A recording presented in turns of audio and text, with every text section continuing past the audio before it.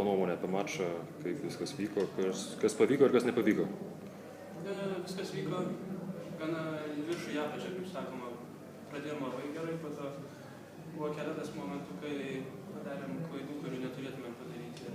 Tai nulėmė trečią ir antrą setą.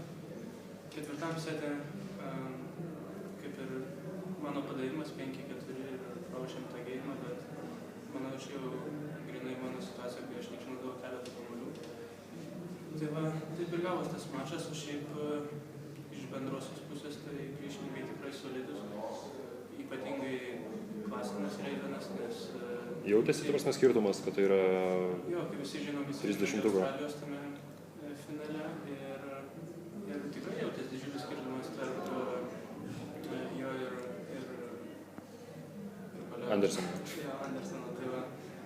Tai ką apie mačą galima pasakyti, pralošėm, bet pasaulio pabaiga 1-2 ir rytoj 2 vienetų mačą, tai bus matyti, kaip seksis. Kaip jūs jaučiatės fiziškai prieš rytoj, kaip savijautos ir... Asmeniškai aš gerai jaučiuosi, manau... Lauryna, kaip tu?